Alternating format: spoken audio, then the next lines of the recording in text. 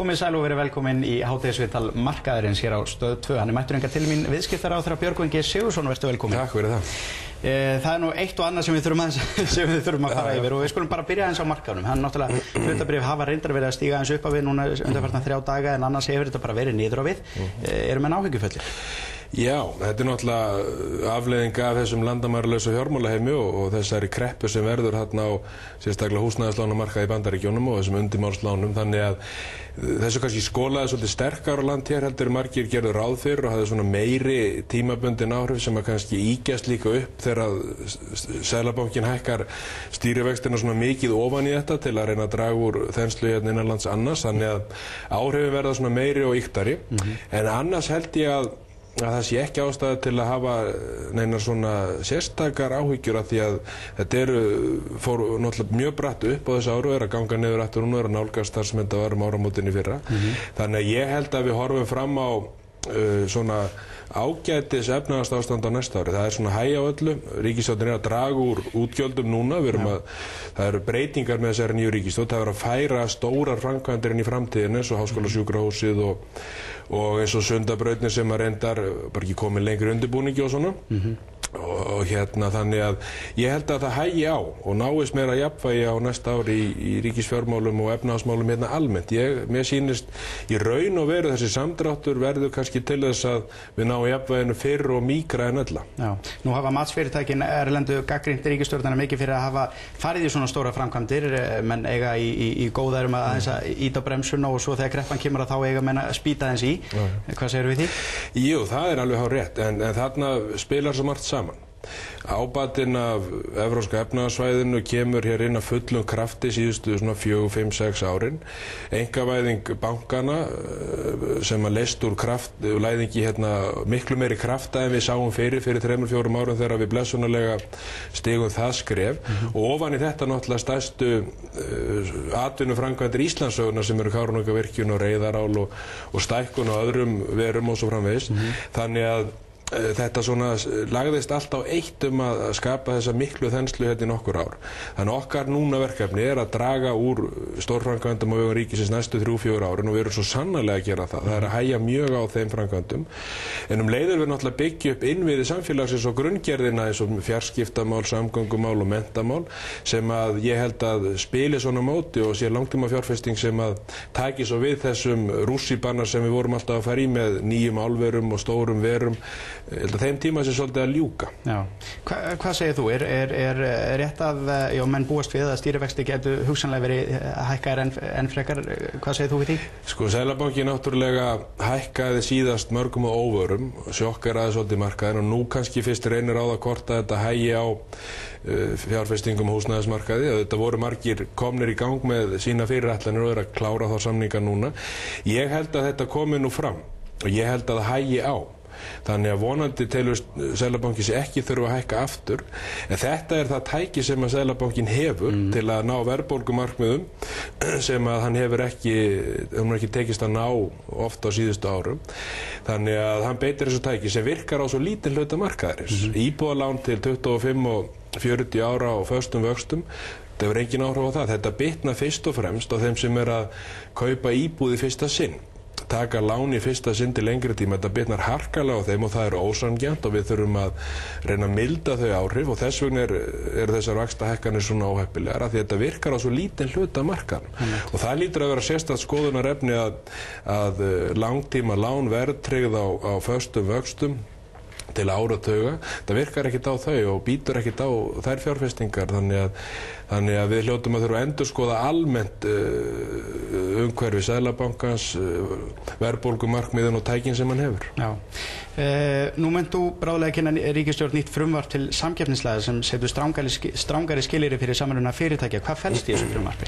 Í þessu frumvarpi felst í rauninni það að samrunar fyrirhugaðir ganga ekki eftir fyrir en að samkeppniseftirlitið hefur fjallað þá og samþykkt þá.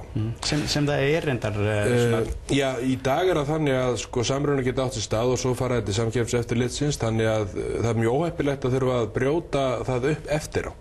Að þurfa að brjóta fyrirtæki sem hefur sameinast eða láta svona ganga tilbaka. Það vont fyrir fyrirtækin og mér finnst það ósanngjarnt gagnvart þeim. Þess vegna höfum við lagt mikið kapp á þetta mál upp í viðskiptaráðuneytið að klára þetta mál Og þetta, líka annað sem breytist að það verður ekki bara tekið tillit til þess hvort að fyrirtæki nái með þessu markaðsráðandi stöðu, heldur líka því hvort að samrunin mun á einhvern hátt draga úr samkeppni almennt. Þannig að við erum annars vegar núna milli ára að auka framlög til samkeppniseftirlitsins 30% með því að bæta 25 milljónum í núna við aðra umræðu fjárlaga, 30% aukninga á framlögum til þess og endurskoðun laga á að gera samkeppniseftirlitið ennþá betur og miklu betur í stakk búið til að sinna sínu lykilhlutverki í þessu nýja samfélagi þar sem við kjósum að svo margt sé út á einkamarkaði og þá skiptir öll að menn fara eftir leikreglum og samkeppni sé sem allra virkust og þess vegna erum við að rétta samkeppniseftirlitinu beittari vopn og öflugri og meiri fjárheimildir núna 30% aukning á milli ára til að geta sinnt þessu hlutverki eins og við viljum að það sinni því. Já, ekki markaðurinn ætti hann ekki bara verið jákvæður með þetta mál? Markaðurinn fagnir því alveg eins og markaðurinn fagnar öflugu fjármáleftirliti. Tekjustofn þess aukast 54% á milli ára því að það þarf að elta útrásina og umfang bankana erlendis. Öflugri samkeppnis- og fjármáleftirlit, trúverður og markaður sem að virkar betur heldur en ella. Hvenær má búast við að þetta gangi í gegn? Ég mun kynna þetta mál í ríkisstjórn á þriðjudaginn, þannig að þetta mál, við kynntum þetta fyrir hagsmunaaðilum eins og það stendur núna síðustu vikurnar, það er búið að vinna mjög vel og vandlega þessu máli, þannig að þetta kemur til þingflokka væntanlega út úr ríkisstjórn bara eftir nokkra daga. Já. Forstjóri fjármálaeftirlitsins hefur sagt að hann vilji breytt hlutafélagalög, það verða að vera ljósara hver eigi hvaða hlut og í hvaða félagi og svo framvegis. Þetta kemur eflaust í kjölfar umræðunar straumshlutin, umdeilda. Hvað segirðu fyrir þessum málum? Ég tek undir það með forstjóra fjármálaeftirlitsins að þetta er alveg sjálfsagt mál að fara yfir. Þetta er kannski meira spurning framkvæmd laganna heldur en lögin sjálf og við erum að skoða þessi mál upp í viðskiptaráðuneyti. Þetta skarast líka á við verksvið fjármálaráðuneytisins, þannig að þetta þarf að vera samvinna þarna milli ráðuneytanna að fara yfir þetta máli, en ég tek undir það að auðvitað er það öllum til hagsbóta markaður sé gegnsær og eignarhald sé skýrt En er ekki svolítið erfitt að koma í veg fyrir þetta? Geta menn ekki alltaf komist ykkur á krókaleið? Jú, það er ekkert ótrúlegt að menn geta alltaf farið krókaleið en að við viljum að þær séu sem allra festar og torsóttastar, þannig að það er sjálfsagt að fara yfir þetta mál og við erum að gera það og munum skoða og ég var á ársfundi fjármálaeftirlitsins núna daginn og þar hélt forstjórinn og stjórnarformaðurinn báðu mjög fínar ræður og athyglisverðar og ég tek undir þetta hjá þeim. Já, sjáum hvað gerist. Stimpilgjöld, fyrir mann sér þú vilt þau út ásamt örugglega allri þjóðinni? Já. Sko það er í stjórnarsáttmála að við ætlum að afnema stimpilgjöld alveg á kjörtímabilinu. Stimpilgjöld eru sérstaklega ósanngjörn skattheimta því þetta er skattur á viðskipti. Þetta bitnar fyrst og fremst á þeim sem eru að kaupa íbúð í fyrsta skipti og eru að borga 100.000 í skatti ríkisins gegnum viðskipti sín. Þetta er óeðlileg og ósanngjörn samkeppnishindrun sem að Samfylkingin hefur barist fyrir gegnum mörg ár, sem barist fyrir því að þetta fari út og þetta fór í stjórnarsáttmála, Sjálfstæðisflokkurinn er þessu fylgjandi líka að stimpilgjöldin fari út. Það eina sem á eftir ákveða er að hvenær þetta verið gert og í hvaða þrepum. Ég held til dæmis að vera mjög heppilegt að gera þetta strax og kostur er á íbúðakaup í fyrsta skipti fyrir þá sem eru að kaupa íbúður í fyrsta skipti og síðan alveg í framhaldina því. Þannig að þetta verið gert á kjörtímabilinu. Kannski verður lag á næsta ári ef að gengur eftir að það hægi á og náist meira jafnvægi og stöðuleiki í efnahagslífið, þá væri lag að gera þetta, afnema stimpilgjöldin, því að þau myndu þá ekki fara inn í einhverja þenslu og hverfa þar, þannig að þetta er eitt af svona mikilvægastu verkefnunum að því að þetta er mjög ósanngjarn skattur og fjármálaráðherra og aðrir ráðherrar hafa tekið mjög undir það, þetta er bara spurningum tímasetningu. Já, virðist vera algjörlega ómögulegt fyrir þá sem eru að koma einmitt inn á fasteignamarkaðinn í dag. Það er ekki bara með stimpilgjöld, það líka þessi vextir. Þetta er hörmulegt ástand og enda margir sem fara út í það núna að taka húsnæðislánin í myntkörfum ef þeir eiga kost á því að þar við erum að tala 67% vexti hér, kannski vextir upp á 4% í gengiskörfunni og munurinn er svo mikill í áborgurum, hann getur verið alltaf 40-50%, þannig að fólk er þá tilbúið til að taka gengisáhættuna sem fylgir því alltaf að taka myntkörf og lán á meðan við erum með krónuna sem okkar lögari, þannig að það er að mörguleiti valkosturinn fyrir margar sem eru að kaupa núna, þannig að enda vextirnir svo háir að það getur bara ekki gengið til lengdar að þetta er að vera lengri tíma vextir á íbúðalánum í bönkunum, það væri óeðlilegt ástand. Tíminn flýgur algjörlega samfélag frá okkur ef við förum aðeins í krónuna versus evruna, ekki bara tímaspursmál hvernig viðskiptalífi ítir krónunni hreinlega út af borðinu? Að hluta til það tímaspursmál, enda við erum með svona fjölmynda samfélag nú þegar, svona ákveðin evruvæðing á bak við tjöldin, en til að skiptum lögari, skiptum gjaldmiðil í landinu, þá þurfa stjórnvöld að taka þá ákvörðun og það verður ekki gert einhliða, það yrði alltaf gert með aðild að Evrópusambandinu og þess vegna ég tala eindregið fyrir því, þó að það sé ekki meirihluta vilji ríkisstjórn, að við undirbúum það, skilgreina samningsmarkmiðin, metum kostina, metum gallana, það er ekki trúarbragðaratriði eða sáluhjálparatriði að ganga í Evrópusambandi. En ef það þjónar íslenskum almannahagsmunum, fólks og fyrirtækis og munar, þannig að rækilega munum þá auðvitað að skylda okkar að huga þeim málum og ríkisstjórnin að gera það með því leita að það verið að setja upp sérstaka Evrópuvakt sem á að fylgjast grannt og náið með Evrópumálunum, en ég held að þróunin er svo hröð og við munum sjá hérna Evróposa, við munum sjá fleiri og fleiri fyrirtæki bjóða starfsmunni sínum upp á laun í erlendum gjaldmiðlum, erlendum myntum. Þannig að það er viðskiptalífið sem ítir á eftir því að það gerist hraðar heldur en fólkið og fyrirtækin er á undan flokkunum í Evrópumálunum, það er ég alveg sannfærður um. Samfylkingin ein hefur þetta á stefnuskrá sinna, skilgreina samningsmarkmið og sækjum aðild.